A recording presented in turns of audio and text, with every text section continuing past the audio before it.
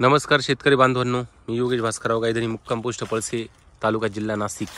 इथ्रेलच्या फवारणीनंतरची पुढची स्टेप मी तुम्हाला जी सांगतोय की बेड फोडणं का महत्त्वाचं आहे हे याच्यात आता बघा. मी स्वतः काल आता बेड इथं फोडलेले आहे, ट्रॅक्टरच्या साहाय्याने बेड फोडलेले. बेड फोडण्याचे बरेचसे वेगवेगळे यंत्रही अवेलेबल आहे, पण फणाच्या साहाय्याने आपण बेड फोडण्याचं काम केलं. बेड फोडल्यानंतर बऱ्यापैकी ज्या मुळ्या ज्या असतात बघा, बरोबर, त्या मुळ्या आपल्याला समजतात. मुळ्या आता जर साधारणतः 2 ते 3 वर्षांपासून मी बेड फोडलेला नव्हता, बरोबर.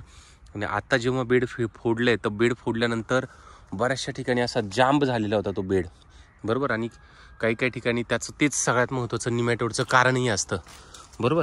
आता बघा काही ठिकाणी जर तुम्ही बघितलं तर मुळं वगैरे दिसत आहे, एकदम परफेक्ट चांगले मुळं असे बाहेर आलेले आहेत, बरोबर. आणि काही खराब जे आहेत मुळं, तर खराब मुळं बघा. आता ही एक गाठ समजा आपण काढली होती बघा. आता हे जे मुळं आहे, आता हे मूळ निघालेलं आहे, बरोबर.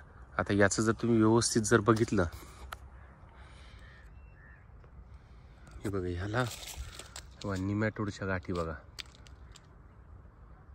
इथपर्यंत गाठी आहे. पण इथून पुढे बघा ही सुरुवात झालेली आहे, म्हणजे इथं चांगले मुळं फुटलेले आहेत. म्हणजे आपण निमॅटोडचा जो ॲप्लिकेशन केलं होतं त्याचा हा परिणाम आहे, बरोबर.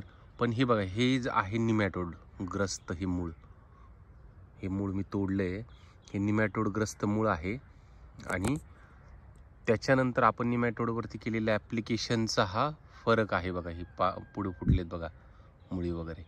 पण हे सगळे मुळं निघून जाणं हे खूप गरजेचं असतं आणि त्याच्यासाठीच हा बेड फोडणं हा तेवढाच महत्त्वाचा आहे. बेड फोडल्यानंतर आपण याच्यामध्ये सगळा बेसल डोस भरणार आहे. बेसल डोसमध्ये शेणखताचं मी जे तुम्हाला सांगितलं, तर शेणखत पूर्ण प्रॉपरली जे तयार केलेलं शेणखत आहे, तर शेणखत कुजवलेलं शेणखताच्या सोबत माझ्याकडं आता जे अवेलेबल जे आहे त्याच्यामध्ये सगळ्यात महत्त्वाचं कोंबड खत आणि त्याच्यानंतर कारखान्याची मळी, रापलेली मळी, ह्या सगळ्या गोष्टी आपण फोडलेल्या या बेडच्या याच्यामध्ये आपण सगळं टाकून देणार आहे.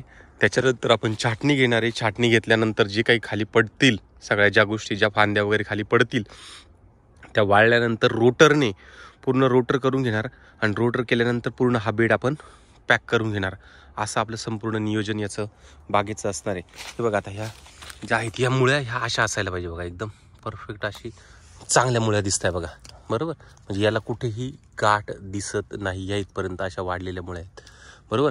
पण ह्या मुळ्यांसोबतच काही ज्या खराब मुळ्या मी तुम्हाला सांगितलं काही ठिकाणी ज्या आहेत, हे बघा. आता समजा इथं ही मुळी आहे बघा, ही तुटली, ही महत्त्वाची मुळी, बरोबर.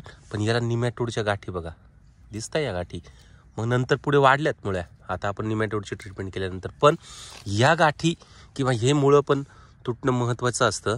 हे तुटल्यानंतर चांगले पांढरी मुळं डेव्हलप व्हायला चांगली मदत होते. आता इकडं मुळं चांगले आहेत, बरोबर. म्हणजे जिथं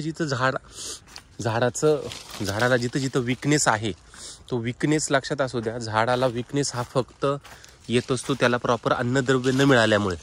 आणि अन्नद्रव्य न मिळण्याचं सगळ्यात महत्त्वाचं कारण म्हणजे जमीन आणि त्याच्यामध्ये असणारी ही मुळं आणि मुळांमध्ये असणाऱ्या त्या गाठी. कारण की गाठी जेव्हा